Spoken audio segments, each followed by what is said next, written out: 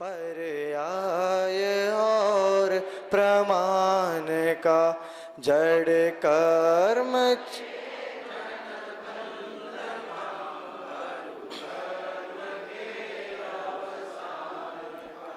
कह कर स्वरूप यथार्थ जग का जो किया उपकार है, उसके लिए जिन वाणी माँ को वंदना शत बार है, वंदना शत बार है। बोले द्वादशांगमयी जिनवाणी माता की जय हो। जय श्री ओम नमः सिद्धेभ्यः नमो अरहन्ताणं नमो सिद्धाणं नमो आयर्याणं नमो वज्रायाणं नमो लोये संवसावणं। मंगलम भगवान वीरो मंगलम गौतमो गणी मंगलम कुंद कुंदाद्यो जैन धर्मोस्तु मंगलम सर्वमंगलमांगल्यं सर्वकल्याणकारकं प्रधानं सर्वधर्माणां जैनं जयतु शासनम्। मंगलमय मंगलकरण वीतरागवे ज्ञान नमो ताहि जाते भये अरहंता दिमान करि मंगल करि हो महा ग्रंथ करण को कान जाते मिले समाज सब पावे निज पद राम।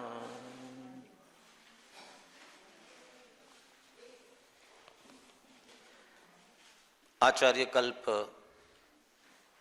पंडित टोडरमल जी के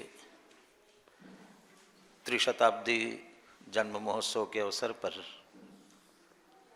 मोक्ष मार्ग प्रकाशक पर विद्वत संगोष्ठी का आयोजन चल रहा है, इसलिए हम उन पर और उनके मोक्ष मार्ग प्रकाशक ग्रंथ पर ही चर्चा कर रहे हैं। आज के 2 सत्रों में 3 अधिकारों पर चर्चा अपनी हो गई है। सबसे पहला अधिकार कौन सा था? था कि है? चूंकि हमने चर्चा कर ली इसलिए हम कह रहे हैं था।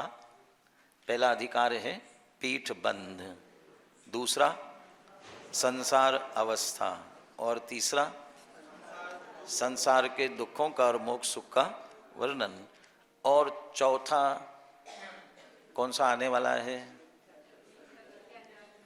संसार के दुखों के कारणों की चर्चा करने वाला मिथ्या दर्शन, मिथ्या ज्ञान, मिथ्या चारित्र से संबंधित, जिसकी चर्चा अपनी आगे चलेगी। मंगलाचरण करते हुए ही टोडरमल जी ने यह संकेत दिया, करी मंगल करी हो महाग्रंथ करण को काज। मैं मंगलाचरण करता हूं किसके लिए? महाग्रंथ करण को काज। महाशब्द दोनों तात्पर्य में हो सकते हैं कि ग्रंथ करने का कार्य अपने आप में बहुत महान कार्य है। ऐसे महान कार्य को मैं करने जा रहा हूं। और दूसरा, मैं जिस ग्रंथ की रचना कर रहा हूं पहले से ही रूपरेखा इतनी बड़ी है, महाग्रंथकरण। और इसीलिए यदि आपने प्रस्तावना ध्यान से देखी हो, जितना लिखा गया उसके बाद में और कितना लिखा जाता, इसकी रूपरेखा उसमें दिखाने का प्रयास किया है। और सचमुच यदि वह पूर्ण होता तो एक जैन दर्शन की अमूल्य निधि होती। जैन दर्शन की अमूल्य निधि के साथ वो जैन दर्शन का विकिपीडिया होता, गूगल होता, जैन दर्शन के संदर्भ में आप जो कुछ जानना चाहते हो, सतर्क, युक्ति सहित, आगम प्रमाण सहित, दृष्टांतों सहित सब हमें मिलता, परंतु क्या करे, टोडरमल जी का दुर्भाग्य था। ठीक है ना? हमारा दुर्भाग्य था कि वह क्या हो गया, पूर्ण नहीं हो सका।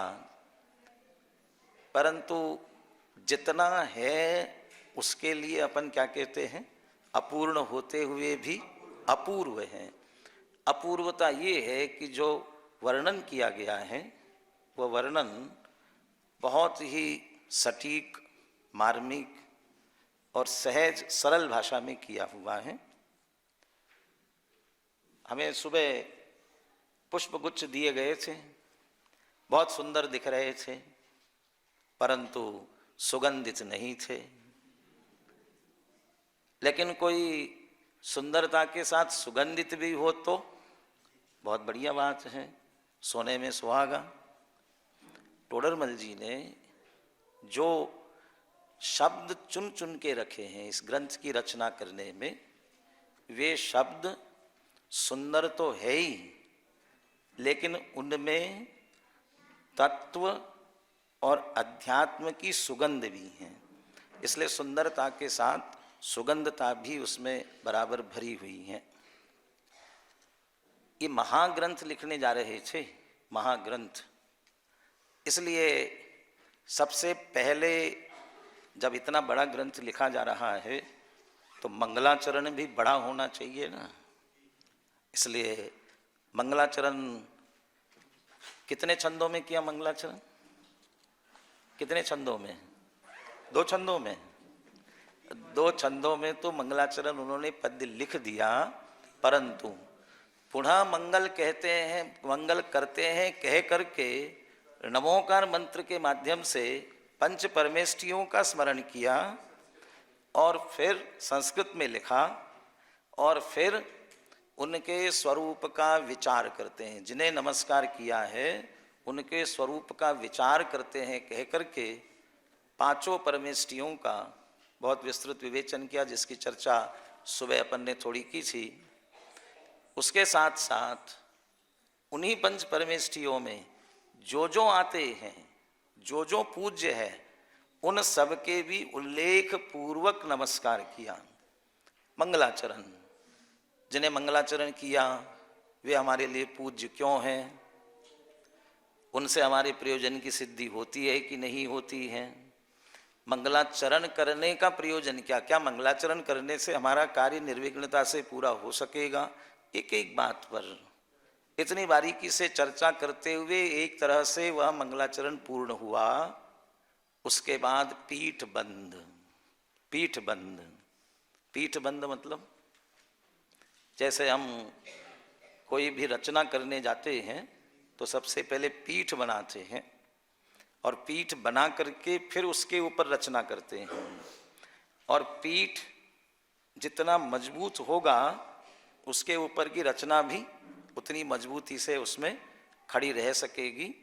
इसलिए ये पीठ बंद के रूप में वक्ता का स्वरूप, श्रोता का स्वरूप मैंने लिखा, इसका लिखने का प्रयोजन। और एक बहुत बड़ी बात, यद्यपि उसमें हमें कदाचित ऐसा लग सकता है, अपनी बात लिखी टोडरमल जी ने। और अपनी बात में क्या लिखा? मैंने कितने शास्त्रों का अध्ययन किया है, लिस्ट दी है। कितने ग्रंथों का टीका सहित अध्ययन किया है और प्रथमान योग के ग्रंथों का तो नाम उल्लेख नहीं किया। अनेक सुष्टु कथाधिक शास्त्रों का, इतने शास्त्रों का अध्ययन किया मैंने अपना अभिमान बताने के लिए। किस लिए किया? ये बात कदाचित सम्यक ज्ञान चंद्रिका में लिखने की आवश्यकता उन्हें महसूस नहीं हुई होगी, परंतु मोक्षमार्ग प्रकाशक के लिखते समय इसका उल्लेख किया, क्योंकि वहाँ आचार्यों का आधार था, सिर्फ उसकी टीका करनी थी। और यहाँ अपने शब्दों में जिनवानी को रखना था। तो कोई ऐसा न समझ ले ये टोडरमल जी की बात है, अपनी बात है, भगवान की बात तो नहीं है। इसलिए मूल जिनवानी की बात है और जिनवानी का इतना अध्ययन करने के बाद उसमें से ये सार निकाल करके मैंने रखा हुआ है। इसलिए इतने विस्तार से पीठ बंध के रूप में इसकी चर्चा की। पीठ बंध एक तरह से हमारी रीढ़ की हड्डी की तरह है। रीढ़ की हड्डी जितनी मजबूत होगी उतना आप सीधा खड़े रह सकेंगे। ऐसा ही ये पीठ बंध इतना व्यवस्थित किया तो आगे का पूरा ग्रंथ भी, विषय भी पूरा व्यवस्थित होता। सुबह ये भी चर्चा आई थी, नाम तो रखा मोक्ष मार्ग प्रकाशक, और मोक्ष मार्ग का प्रकाश तो हुआ ही नहीं। 8वां अध्याय तक आ नहीं पाए, 8वें अध्याय तक, 9वें अध्याय से मोक्ष मार्ग की चर्चा शुरू होती। ऐसा है क्या? जो संसार अवस्था का वर्णन ये पूरा किया गया 8वें अध्याय तक, क्या वो मोक्ष मार्ग का निरूपण नहीं है क्या? वह भी मोक्ष मार्ग का निरूपण है। क्यों? बिन जाने ते दोष गुणन को कैसे तजिए। ये हमारी अवस्था कैसी हो रही है, क्यों हो रही है, इसको समझे बिना उसे छोड़ेंगे कैसे? पीठ बंद के बाद 3 अधिकार आए।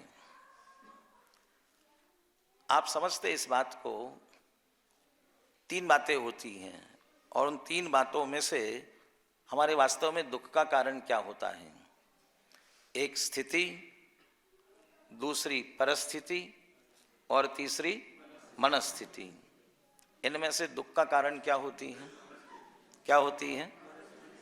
माने स्थिति या परिस्थिति वास्तव में दुख के लिए कारण नहीं होती है, मनस्थिति होती है। यदि हम संक्षेप में कहे, टोडरमल जी ने दूसरे अध्याय में स्थिति की चर्चा की, तीसरे अध्याय में परिस्थिति की चर्चा की और चौथे अध्याय में मनस्थिति की चर्चा करेंगे। क्या मनस्थिति हो रही है जिसके कारण से पीछे बनी हुई स्थिति और परिस्थिति हमारे लिए दुख का कारण बन रही है? स्थिति यह है कि हम अनादिकाल से कर्म बंधन सहित है, संसार परिभ्रमण कर रहे हैं, लेकिन इसका नाम संसार नहीं है। कर्म बंधन सहित है, परिभ्रमण कर रहे हैं, इसका नाम संसार नहीं है। कौन सा संसार? दूसरी बात उसके साथ लिखी, जिसके कारण से इस जीव का औपाधिक भावों में परिभ्रमण पना पाया जाता है। औपाधिक भावों में मतलब मोह राग द्वेष परिणाम, विषय कषाय के परिणाम, आत्म के अहित विषय कषाय, इनमें मेरी परिणति न जाए। लेकिन सुबह से शाम तक दिन रात शुभाशुभ भावों से मेरा व्यापार चला करता, मानस वाणी और काया से आश्रव का द्वार खुला रहे। ये जो औपाधिक भावों में परिभ्रमण पाना है, ये संसार है। इसको भी संसार के रूप में लिया। कर्म बंधन को हम द्रव्य संसार कह सकते हैं, और औपाधिक भावों में जो परिभ्रमण पना चल रहा है वह हमारा भाव संसार है। लेकिन वो कर्म बंधन के कारण से हमारी जो स्थिति हो रही है, अवस्था हो रही है, ये स्थिति है। और उस कर्म बंधन के उदय आने पर होने वाली जो दुख की स्थितियां हैं, दुख हो रहा है, वो दुखों का वर्णन जो तीसरे अधिकार में किया वो तो परिस्थिति है। उस परिस्थिति के कारण से भी दुख नहीं है। उस तीसरे अध्याय में जो दुखों का वर्णन किया, 3 तरह से किया। संपादन भी बहुत बढ़िया हुआ है। टोडरमल जी की लिखने की शैली गजब की है। किसी को आलेख भी लिखना हो ना तो टोडरमल जी से सीखना चाहिए। क्या पॉइंट वाइज लिखते हैं बातों को, बहुत व्यवस्थित। एक व्यास शैली होती है, एक समास शैली होती है। समास और व्यास। सबसे पहले संक्षेप में बात करेंगे, समास बता देंगे संक्षेप में किसका वर्णन किया जाना है, क्या करना है। और यदि वो पैराग्राफ पहला पढ़ेंगे ना, वो सारे पॉइंट एक तरह से आ जाएंगे उसमें, और फिर उसका विस्तार करेंगे, व्यास करेंगे। और फिर एक एक पॉइंट वाइज, अब एक एक बिंदु को लेते हुए आगे चल सकते हैं, देख सकते हो। दुखों का वर्णन किया। दुख एक ही है, मैं भ्रम्यो अपन को विसरी आप, अपनाए विधि फल पुण्य पाप। फिर बाकी सारी कथा शुरू हो गई, लेकिन मूल बात मैं भ्रम्यो अपन को विसरी आप वही है। परंतु उसके कारण से जो दुख हो रहा है, उसी दुख को तीन अपेक्षाओं से निरूपित किया। सबसे पहले कर्मों की अपेक्षा, किस किस कर्म के कारण से कैसी कैसी स्थिति हो रही है, उसमें भी कितनी बारीकी से बात ध्यान रखना। हम सामान्य रूप से तो ये कहेंगे कि जीव कर्मों से बंधा है, कर्मों का उदय आ रहा है, फल दे रहा है, इसलिए जीव दुखी हो रहा है। इसलिए कर्मों की अपेक्षा वर्णन करते समय किस किस कर्म के उदय से दुख हुआ, इसका वर्णन किया गया। लेकिन आप ध्यान से देखेंगे, सबसे पहले कर्मों के क्रम से आएगी तो पहले कौन से कर्म आएंगे? अरे 8 कर्म है ना। सबसे पहला कौन सा? ज्ञानावरण, दूसरा दर्शनावरण। लेकिन उन्होंने ज्ञानावरण दर्शनावरण दोनों एक साथ लिए, दोनों एक साथ चलते, ज्ञान दर्शन एक साथ चलते हैं। लेकिन ज्ञानावरण दर्शनावरण संबंधी दुखों की चर्चा की तो ज्ञानावरण दर्शनावरण कर्म के उदय से दुख की बात नहीं की, ज्ञानावरण दर्शनावरण के क्षयोपशम से होने वाला दुख, क्षयोपशम से। अब वो उसमें विचित्रता है। जब दूसरे अधिकार में बात करते हैं नवीन बंध विचार की, तब कहते हैं नवीन बंध में कौन कारण है, कौन सा कर्म। इस बार आदरणीय डॉक्टर साहब थोड़ी सी मजाक के लहजे में इस रूप में भी कहते हैं 8 कर्म है, जिसमें से 7 कर्म तो निसंतान मरते हैं और एक ही कर्म है मोहिनी, जिसकी संतान चलती है। उसके कारण से पुनः नया बंध होता है।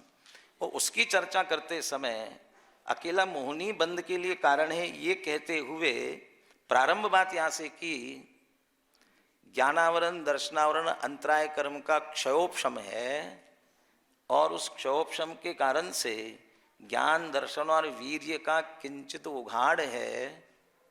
जितनी शक्ति प्रकट है वो ज्ञान दर्शन और वीर्य की जितनी शक्ति प्रकट है वो स्वभाव का अंश है, क्षयोपशम। और बाकी का उदय है वो तो है ही नहीं, जो स्वभाव है वो बंध का कारण नहीं होता। जैसे वहाँ स्वभाव बंध का कारण नहीं है ये कह रहे हैं, ऐसे ही अगले अध्याय में ज्ञानावरण दर्शनावरण के क्षयोपशम से होने वाला दुख ये कह रहे हैं। तो ज्ञानावरण दर्शनावरण के क्षयोपशम को जो स्वभाव सिद्ध किया, तो स्वभाव से दुख होगा तो फिर सुखी कैसे होगा? तो स्वभाव दुख का कारण है। इसलिए यदि हम पूरे प्रकरण को पढ़ेंगे, बाकी के उदय जनित दुख की चर्चा भी की, बाकी के उदय के लिए ज्ञानावरण दर्शनावरण इनके क्षयोपशम के लिए, अंतराय के भी उदय की बात ली। लेकिन सब में दुख के लिए उनसे होने वाली स्थिति और उस स्थिति में जीव जब मोह के कारण से, मिथ्यात्व के कारण से, माने वह मोह करता है तब दुखी होता है। माने सब में मोह को ही दुख का कारण सिद्ध किया।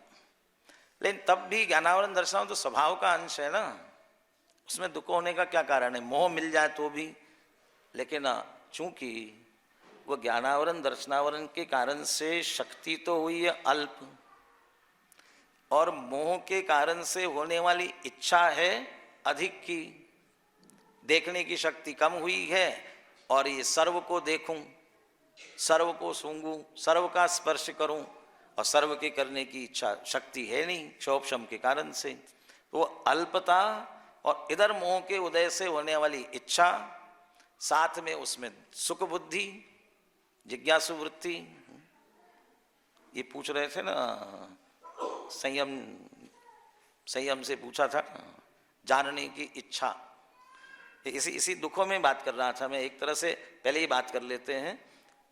संपादन में दुखों के वर्णन में क, ख और ग ऐसे लिखा है, क, ख और ग।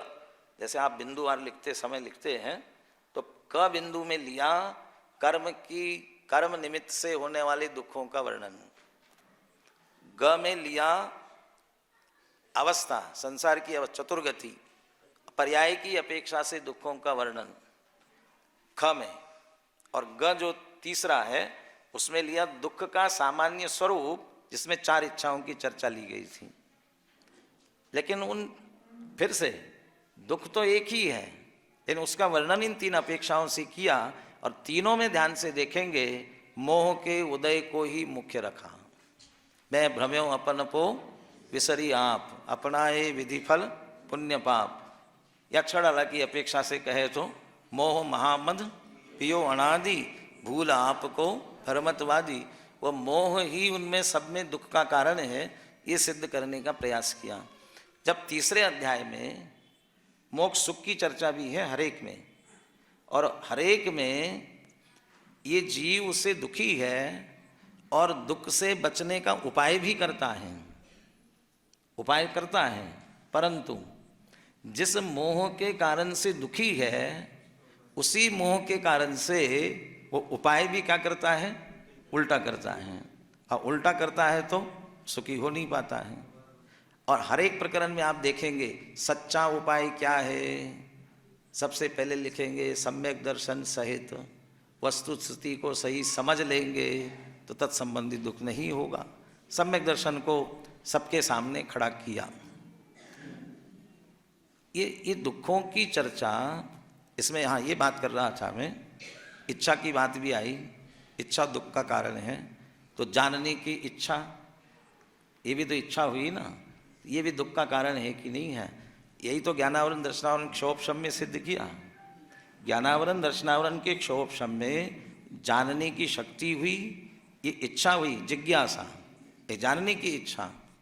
ऐसे जानने की इच्छा में राकेश जी से पूछ सकते हो कितनी परेशानी होती है, कितना माथा खराब होता है, हाँ? नींद खराब होती है, नींद खराब पड़नी पड़ती है, हाँ? कितना खोजना पड़ता है, और जब तक वो बात न मिले तब तक आकुल व्याकुलता के परिणाम चलते रहते कि नहीं, दुखी हैं। परंतु प्रशस्त की अप्रशस्त, प्रशस्त की अप्रशस्त, दुखी व्याकुल आकुल भी है, प्रशस्त की अप्रशस्त, माने दुख भी प्रशस्त होता है। इसके लिए दुखी हो जाए थोड़ा तो अच्छा है। डॉक्टर इंजेक्शन लगाता है या कोई फोड़ा हुआ हो, चीरा लगाता है तो तकलीफ तो होती है ना, तो तकलीफ तो होती, तकलीफ सहनी पड़ती है, तब वो तकलीफ दूर होने वाली है बाद की। तो ये 3 चीज़ों की चर्चा इस तरह से इसमें आगे आई हुई है। मुझे थोड़ी सी चर्चा श्रोता के स्वरूप के संदर्भ में करनी थी, पहले पीठ बंद वाले प्रकरण में से। यहाँ टोडरमल जी ने हर एक बात का बहुत बारीकी से वर्णन किया। हम श्रोता हैं, आप श्रोता हैं कि मैं भी श्रोता हूँ? आप श्रोता और मैं वक्ता हूँ ना? नहीं, मैं भी कौन हूँ? श्रोता हूँ। ये तो स्वाध्याय है, मैं पढ़ रहा हूँ, आप सुन रहे हैं, तो इसमें श्रोता के अंतर्गत पाठक भी लेना हूँ, क्योंकि अंतिम पंक्ति में लिखा हुआ है श्रोता की बात कही है। इसी तरह से सीखना, सिखाना, पढ़ना, पढ़ाना आदि भी लगाना है। यदि हम स्वयं पढ़ रहे हो जिनवाणी या किसी से सुन रहे हो, तो हम पाठक या श्रोता है ना जिनवाणी के। अब थोड़ा सा छाती पे हाथ रख करके विचार करना है, क्या सचमुच हम जिनवाणी के श्रोता हैं, जिनवाणी के पाठक हैं? और यदि जिनवाणी के पाठक हैं, जो टोडरमल जी वर्णन कर रहे हैं, इसमें से कौन से श्रोता हैं? और जगह तो बहुत तरह के श्रोताओं की चर्चा ली गई है। कोई सरोता होता है, हाँ? कोई सोता है, बहुत सारी बातें ली हैं, हाँ? हाँ, कोई भैंसा जैसा है, कोई ऊंट जैसा है, बहुत सारी बातें ली हुई है। उस बातों में नहीं गए टोडरमल जी। पेज नंबर मेरे पास जो सामने ग्रंथ है 17 पेज पर है श्रोता का स्वरूप। पैराग्राफ वाइज विभाजन भी किया हुआ है। उस पैराग्राफ के अंतिम पंक्ति में, पहले पैराग्राफ के अंतिम पंक्ति में, ऐसा तो नवीन श्रोता का स्वरूप जानना। नवीन श्रोता का, यहाँ कोई बैठे हुए में से नवीन श्रोता है क्या? नए नए आए हो सुनने के लिए? इसका मतलब सभी पुराने हैं। पुराने चावल जल्दी पकते हैं ऐसा कहते हैं। हाँ, लेकिन देखते हैं। ये नवीन श्रोता का स्वरूप पहले बताएंगे, फिर दूसरे पैराग्राफ में ऐसे उन शास्त्रों के श्रोता होना चाहिए, ऐसे होना चाहिए, ये गुण हम में है कि नहीं विचार करेंगे अभी अपन। इसके बाद फिर तीसरा पैराग्राफ, ये तो ऐसा तो होना चाहिए, परंतु ऐसा होना चाहिए और ऐसा हो तो और बहुत अच्छा है, ठीक है ना। वो लिखते हैं बाद में, ऐसे श्रोताओं के विशेष गुण हैं, ऐसे जिन शास्त्रों के श्रोता होनी चाहिए। माने विशेष गुण, क्या विशेष गुण और हो सकते हैं, उनकी बात की। अब तीसरा और चौथा पैराग्राफ, जिनवाणी सुनने से पुण्य बंद होता है कि पाप बंद होता है? जिनवाणी सुनने से पुण्य बंद होता है कि पाप बंद होता है? अरे श्रोताओं को पुण्य बंद की पाप बंद? यहाँ ये सिद्ध करने वाले हैं पुण्य बंद भी होता है, पाप बंद भी होता है, और कभी कभी पुण्य पाप चलते रहते हैं। अब हम किस श्रोता में से हैं? पहले मैं चाहता हूँ पुण्य पाप बंद वाले, क्योंकि मुझे ज़्यादातर ऐसा लगता है हम इसी में कहीं खप जाते होंगे शायद।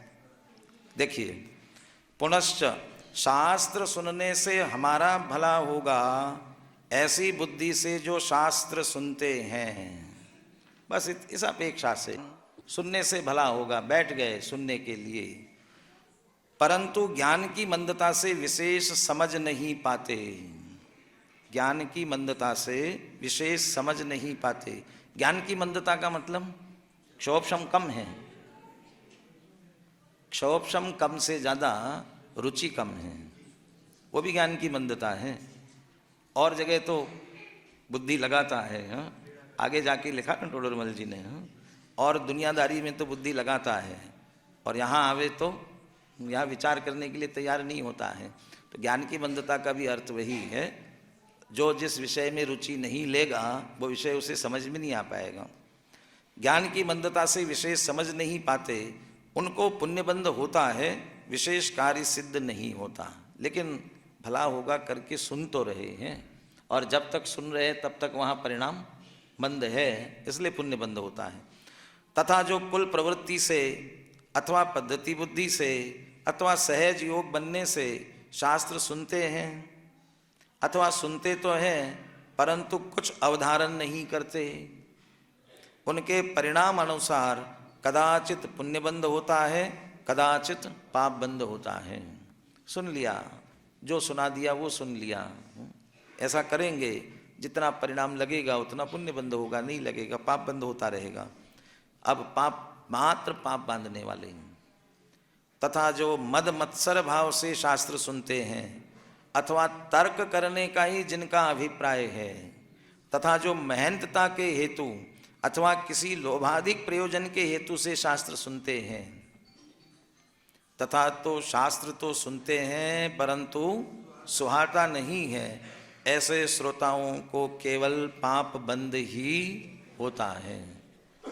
पढ़ तो लिया लेकिन शायद अपन इसमें नहीं आते हैं, क्योंकि पद्धति बुद्धि से तो सुनने वाले नहीं हैं, बराबर ध्यानपूर्वक सुनने वाले हैं, ठीक है। पुराने श्रोता है ना, पुराने कौन होते हैं? जो पहले नए नए थे और बहुत दिन हो गए, उसके बाद ही तो पुराने होंगे ना। लेकिन पहले नए हो तब तो पुराने होंगे, नए हो तो पुराने होंगे, नए होंगे ही नहीं तो पुराने कैसे होंगे? तो पहले नए हैं कि नहीं इस पर विचार करते हैं।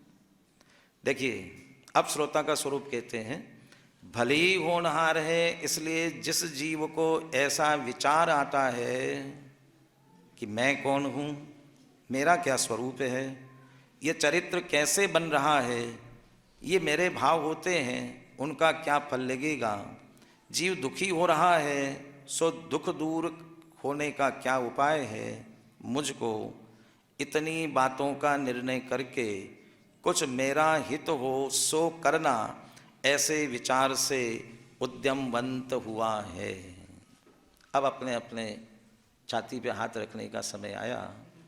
सचमुच विचार करना, कभी किसी समय ये जो पॉइंट दिए हुए हैं, ऐसा विचार हमें अपने अंदर से उठा क्या, मैं कौन हूँ, मेरा क्या स्वरूप है, ये मुझे स्वयं विचार करना है।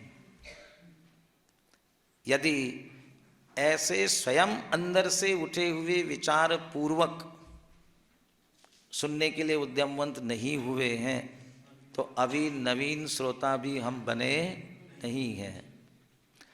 ऐसा विचार किसे आएगा, क्या शब्द दिया, भली होनहार है, इसलिए भाई साहब ने लिया था अभिनंदन जी ने दोपहर में, भली होनहार। और भली होनहार मतलब क्या, हम तो सबकी भली होनहार एक ही है। आत्म को हित है सुख सो सुख, आकुलता बिन कहिए, आकुलता शिव माहिन ताचे, शिव मग लाग्यो चाहिए। उस मार्ग पर लगे तभी वास्तव में हमारी होनहार कैसी है, भली है। दो वाक्यों की बात करता हूँ, ऐसे ही जो आपके व्हाट्सएप में कभी कभी आते रहते हैं ना, उनमें से। हम आज कहाँ हैं और हम कल कहाँ होंगे। हम आज वहाँ हैं जहाँ हमारे विचार लेकर आए हैं, कल हम कहाँ होंगे जहाँ हमारे विचार लेकर के जाएंगे। विचारों पर ही सारा खेल आधारित है, आचार पर नहीं है। भले ही दुनिया कहती है कल्याण तुम्हारा कैसे हो, आचार तुम्हारा ठीक नहीं, आचरण ठीक नहीं है, कल्याण कैसे होगा। लेकिन आचरण तुम्हारा ठीक कैसे हो, विचार तुम्हारे ठीक नहीं है। आचरण कैसे ठीक हो सकेगा विचार के आधार के बिना। हम आज जहाँ हैं, जहाँ हमारे विचार लेकर के आए, कल हम वहाँ होंगे जहाँ हमारे विचार लेकर के जाएंगे। हमारे विचार निर्धारित करते हैं। किसी ने अंग्रेजी में लिखा, if you want to know your past, if you want to know your past, look at your present conditions. If you want to know your future, look at your present thinkings, thoughts. यदि आप अपना भूतकाल जानना चाहते हो कैसा था, तो आज आपकी जो परिस्थिति है, आप किस स्थिति में संपन्न हो, कैसे हो, क्या है, वो समझ लीजिए। आपका भूतकाल भी अच्छा था, पास्ट अच्छा था। और भविष्य कैसा होगा, आपके जैसे विचार चल रहे हैं उसके आधार से आप निश्चित समझ सकते हैं क्या परिणाम चल रहे हैं। अभी स्वाध्याय में आने के, अभी गोष्ठी में आने के, किसी शिविर में जाने के, किसी तीर्थ यात्रा पर जाने के, किसी पंचकल्याणक में जाने के परिणाम हो रहे थे। दूसरे ने कहा, अरे क्या रखा है, चलो थोड़ा कश्मीर घूम के आते हैं, बहुत बढ़िया बर्फ़ गिर रही है, शिमला घूम के आते हैं। कहाँ जाने के विचार आएंगे। और आपका विचार बन रहा था शिमला जाने का, घूमने करने का, और आपको किसी ने बताया वह बहुत बढ़िया गोष्ठी होने वाली है, शिविर होने वाला है, तीर्थ यात्रा पर चलने का विचार है। आपका परिणाम पलट करके किस तरफ जाता है, एक बात पर है। तो एक छोटी छोटी सी बात नहीं, अपनी परिणति का विचार कर सकते हैं। टोडरमल जी ये कह रहे हैं, उसी की होनहार भली हो सकती है जिसे ऐसे विचार आते हों। ये विचार जिनवानी पढ़ करके नहीं, किसी वक्ता से सुन करके नहीं, बहुत बढ़िया वक्तव्य सुन करके उस समय, इसलिए हम कहते ही हैं स्मशानिया वैराग्य कहते ही हैं, उस समय आ जाता है बस उतने से। लेकिन फिर ढीला अपने अंदर से ही, जो अंदर से बात उठी हुई हो, तो भली होनहार है इसलिए जिसे ऐसा विचार आता है। चलो विचार तो आया, परंतु पुनश्च इस कार्य की सिद्धि शास्त्र सुनने से होती है, ऐसा जानकर अति प्रीति पूर्वक शास्त्र सुनता है। कुछ पूछना हो सो पूछता है, तथा गुरुओं के कहे अर्थ को अपने अंतरंग में बारंबार विचारता है और अपने विचार से सत्य अर्थों का निश्चय करके जो कर्तव्य हो उसका उद्यमी होता है। ऐसा तो नवीन श्रोता का स्वरूप जानना। यदि ये परिणाम, ये भाव, ये क्रिया हम में आई हो तो समझ लेना चाहिए श्रोता हैं। सम्यक सन्मुख मिथ्या दृष्टि वाले प्रकरण में भी टोडरमल जी ने आगे चल करके इस बात पर थोड़ा विचार किया। स्वाध्याय के कितने अंग हैं? 5। कौन कौन से? वाचना, प्रचना, अनुप्रेक्षा, आमनाय, धर्मोपदेश। धर्मोपदेश को थोड़ा गौन करते हैं। उन्होंने प्रारंभ यही से किया सम्यक सन्मुखता के लिए। सबसे पहले जो भी लक्षण आदि जो है वह हमें जिनवानी पढ़कर या सुनकर समझना है। नाम आदि सीखे, लक्षण जाने और फिर परीक्षा करे अपनी बुद्धि से। वो नाम आदि सीखना, लक्षण जानने के लिए क्या करना? वांचना, ठीक है ना, पढ़ना। और पढ़ने के बाद यदि समझ में नहीं आए तो क्या करना? बराबर है ना। लेकिन ऐसा नहीं लिखते हैं वे, स्वयं पढ़ता है और जो कुछ पढ़ा हुआ है उसका एकांत में बैठकर विचार करता है। और विचार करके जो निर्णय निकला है, और यदि नहीं निकल पाया तो क्या करना? अब नहीं करना तो क्या करना? पूछना। अभी भी पूछना नहीं कहते हैं वे, समान बुद्धि वालों से चर्चा करना। समान बुद्धि वालों से चर्चा करना। अब समान बुद्धि वालों से चर्चा करके निर्णय निकला, अब क्या करना? वो समान बुद्धि वालों से चर्चा की, उसके बाद फिर लिखा, जो निष्कर्ष निकला उसे फिर एकांत में बैठकर विचार करना। फिर उसके बाद में यदि कोई बात रह जाती है तो फिर विशेष बुद्धिमान है उनको पूछना, फिर उस बात को लेके एकांत में बैठकर विचार करना। आप उस प्रकरण को निकाल करके देखेंगे कम से कम 3 बार लिखा, एकांत में बैठकर विचार करना। यहाँ भी लिख रहे हैं, अति प्रीतिपूर्वक शास्त्र सुनता है, गुरुओं के कहे अर्थ को अपने अंतरंग में बारंबार विचारता है। ये विचार की प्रणाली हमारी चल रही कि नहीं चल रही है, या सुना और चले गए? एक पिताजी आते थे, बेटा नहीं आता था स्वाध्याय सुनने के लिए। तो जो भी स्वाध्याय करते थे उनने पूछा, भाई साहब आप आते, अपने बच्चों को क्यों नहीं आने देते हैं? तो बोले उसे शास्त्र सुनना नहीं आता है। तो शास्त्र सुनना नहीं आता, यहाँ आएगा तब तो सुनेगा ना। आपको आता है क्या? हमें आता है। क्या दिक्कत है? क्या नहीं आता है? युवा है, सब समझता है। नहीं नहीं, वो बात समझता नहीं है। कैसे? यहाँ आकर के आप तो समझाएंगे, सुतदारा होयन सीरी, सब स्वार्थ के हैं भीरी। आप तो कहेंगे माता पिता कोई किसी के सगे नहीं होते हैं, सभी स्वार्थ के सगे हैं। और वो सुन करके जाएगा और कहेगा, भैया साहब आप तो हमारे सगे हैं नहीं, हमारी सेवा करना छोड़ देगा। तो सुनना नहीं आता है। और हम तो सुनते रहते हैं, सुनते रहते हैं, कितने भी सुनाते जाओ कोई फर्क नहीं पड़ता है। सुनते सुनते हमारी चमड़ी बहुत, कोई असर नहीं पड़ता है, कोई फर्क नहीं पड़ता है। नहीं, हम साहूकार हैं। कैसे साहूकार हैं? जहाँ की चीज़ जहाँ छोड़ जाते हैं ले करके नहीं जाते हैं। यहाँ खड़े होते हैं तो कपड़े ऐसे झटकार देते हैं, ऐसे ही जो कुछ सुना यही छोड़कर चले जाते हैं।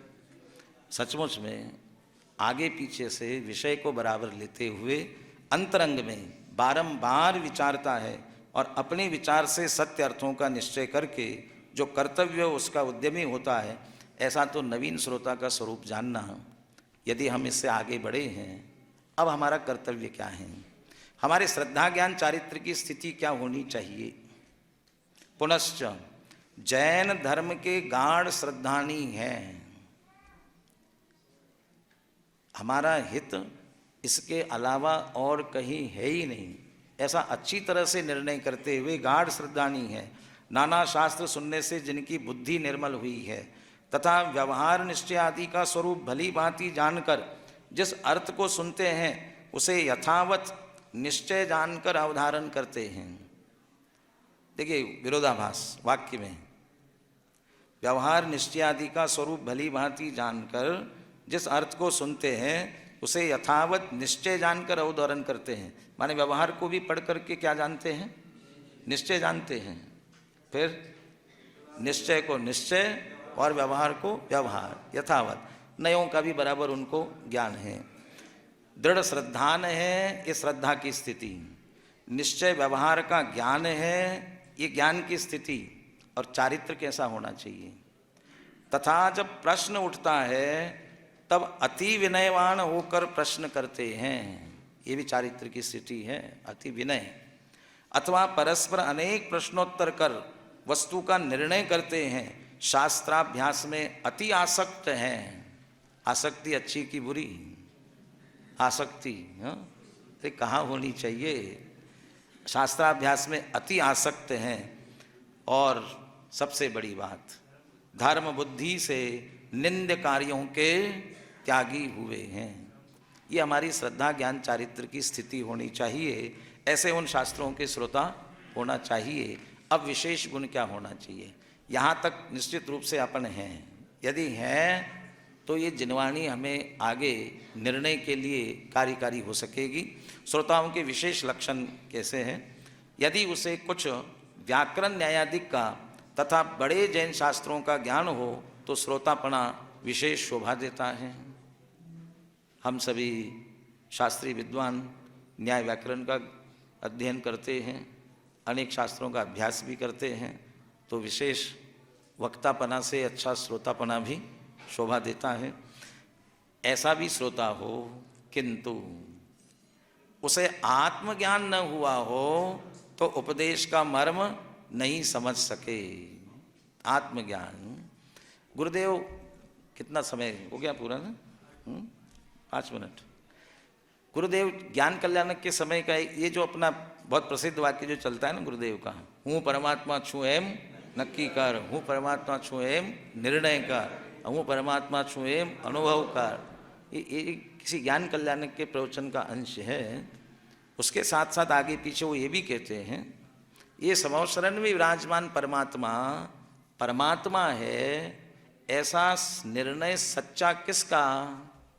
जिसे देह देवल में विराजमान ये आत्मा परमात्मा है, ऐसा जिसे निर्णय हुआ हो, उसका यह निर्णय सच्चा है कि समवसरण में विराजमान परमात्मा परमात्मा है। लेकिन इससे क्या संबंध है? तो परमात्मा है ना समवसरण में विराजमान, ठीक है कह रहे हैं, परंतु क्यों?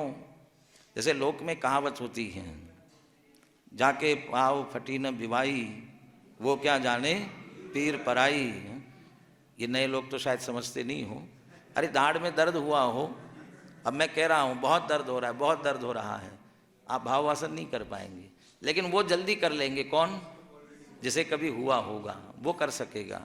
ऐसे ही वो अनंत चतुष्टय रूप विराजमान है। और राकेश जी अनंत सुख की बात कर रहे थे ना, वो अनंत सुख का वेदन कर रहे हैं, वो अनंत सुख का वेदन कर रहे हैं। ये निर्णय कौन कर सकेगा?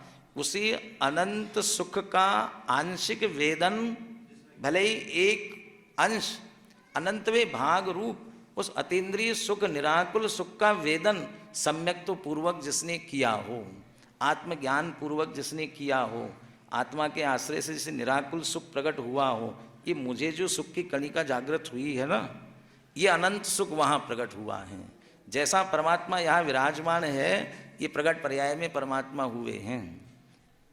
इसलिए वो जैसे आत्मज्ञान हो वो उपदेश का मर्म समझ सकता है। इसलिए जो आत्मज्ञान द्वारा स्वरूप का आस्वादी हुआ है वह जिन धर्म के रहस्य का श्रोता है। बाकी तो हम शब्दों के श्रोता हो रहे हैं, रहस्य तक पहुंचने की आवश्यकता है। और इससे और विशेष जो है, अतिशयवंत बुद्धि से अथवा अवधि मनपर्य से संयुक्त हो उसे महान श्रोता जानना। सर्वोत्कृष्ट श्रोता कौन होते हैं? गणधर देव, जो दिव्य ध्वनि, अरे समझ लो प्रवचन अपन भी नगर में समझते हैं ना, कौन सबसे उत्कृष्ट श्रोता है? जो प्रतिदिन एक भी प्रवचन नहीं छोड़ता हूँ, ऐसे गणधर देव 4 ज्ञान के धारी, जब वे भी प्रीति पूर्वक अति विनयवंत होकर के शास्त्र श्रवण करते, जबकि सब कुछ जानने में आया है तब भी, इसलिए हमें भी अत्यंत प्रीतिपूर्वक और श्रद्धा ज्ञान चारित्र की स्थिति पूर्वक जिनवाणी के श्रवण करने का जरूर प्रयास करना चाहिए। ऐसे श्रोताओं के विशेष गुण हैं, ऐसे जिन शास्त्रों के श्रोता होने चाहिए, क्योंकि देशनालब्धि पूर्वक ही सम्यक दर्शन की प्राप्ति होती है। तो जिनवाणी का श्रवण हम इस पूर्वक करके अपना कल्याण करें, इसी मंगल भावना के साथ।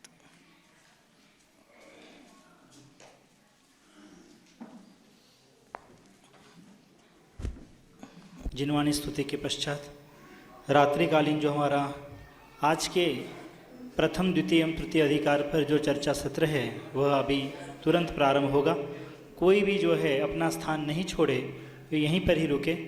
कुछ प्रातः काल का जो कल का कार्यक्रम, कल जो दैनिक कार्यक्रम है उसकी भी सूचनाएं आपको मिलेगी।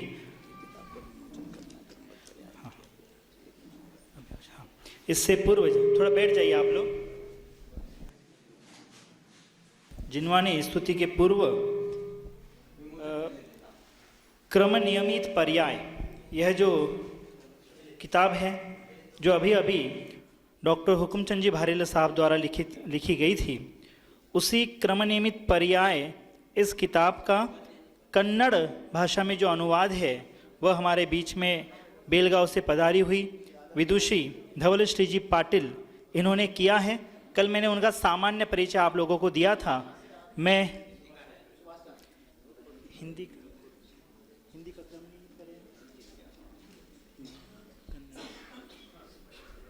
चलो, मैं सुभाष जी अजमेरा भाई साहब से निवेदन करता हुए आगे आवे। आदरणीय अन्ना जी से भी निवेदन है वे आगे आवे। कल मैंने आदरणीय बेन श्री का परिचय दिया था कि उन्होंने जो उनकी साहित्य साधना है उसमें भी वे निरंतर कार्य कर रहे हैं। मैं अभी आदरणीय डॉक्टर हुकुमचंद जी भारेल, जिन्हें हम छोटे दादा कहते हैं, उनका स्वास्थ्य बहुत अधिक खराब हुआ था। उस समय उनका जो चिंतन चला, फिर उसके बाद जो लिखना उन्होंने शुरू किया वो पद्य में लिखना शुरू किया। वो तत्व चिंतन के नाम से भी लिखा, और उसके साथ में श्रमण शतक उसकी भी बहुत सुंदर 100 दोहे में चर्चा की। और उसके साथ क्रम नियमित पर्याय, वो क्रमबद्ध पर्याय का पद्यानुवाद नहीं है, अलग से क्रम नियमित पर्याय है, जो आत्मख्याति की जो एक पंक्ति है जिसको आधार बना करके क्रम नियमित पर्याय की बात निकलती है। और बुद्धिपूर्वक क्रमबद्ध पर्याय शब्द नहीं रखा, ताकि सभी को वो क्रम नियमित पर्याय शब्द है तो उसी शब्द से, कंसेप्ट तो वही मूल में क्रम नियमित शब्द है, इसलिए क्रम नियमित शब्द रख करके ही पद्य में बहुत सुंदर विवेचना आई है। और उसका आपने कन्नड़ भावानुवाद किया हुआ है, उसका विमोचन यहाँ हो रहा है। हिंदी का एक छंद आप सुनिए। देव शास्त्र गुरु के प्रसाद से द्रव्य और पर्यायमयी वस्तु का स्वरूप जो जाना, अन्यमय परमानंद अनूप,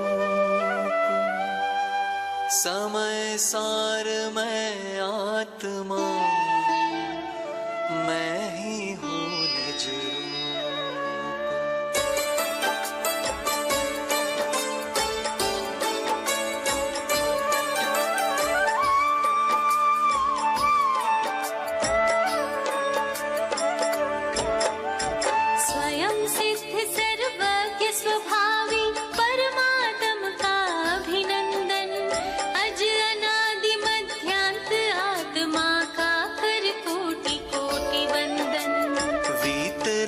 सर्वज्ञ हितंकर अरहंतों का सिद्धों का वंदन अभिनंदन करते हैं सभी संत भगवंतों का।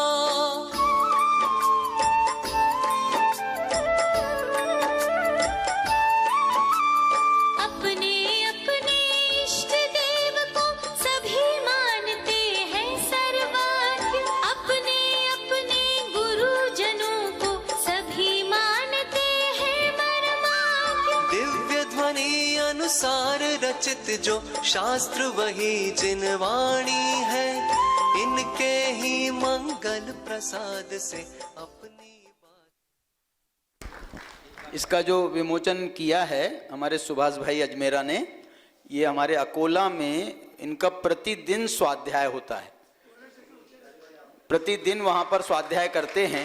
इसलिए जिनवाणी का विमोचन भी हमने जिनवाणी की सेवा करने वालों के हाथ से किया है।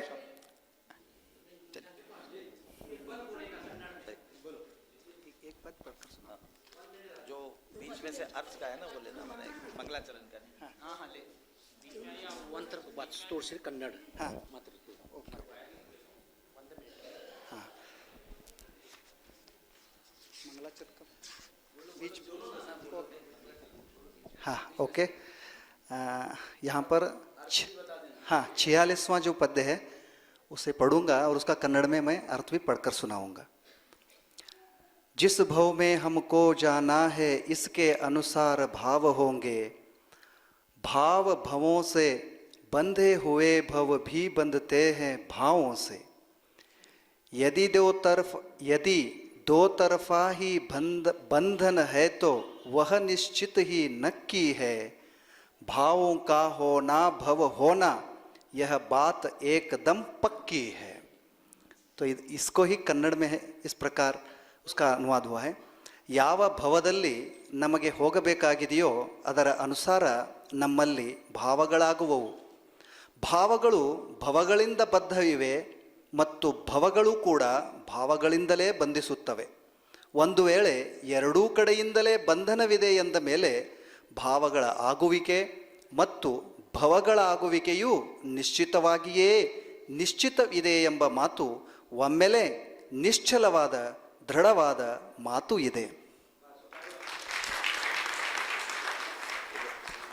ये कन्नड़ की आपकी बहुत साहित्यिक भाषा है। छड़ाला का पद्य में, छड़ाला के पद्य, जैसे छड़ाला हमारा पद्यात्मक है, कन्नड़ में पद्यों की रचना छड़ाला की अपने बहुत सुंदर की है और उसका गायन भी, गाती भी बहुत अच्छा है। उसकी कन्नड़ में कैसेट भी आपकी बनी हुई, बहुत प्रतिभा की धनी। हाँ जी, भामिनी षटपदी, अच्छा उसके छड़ाल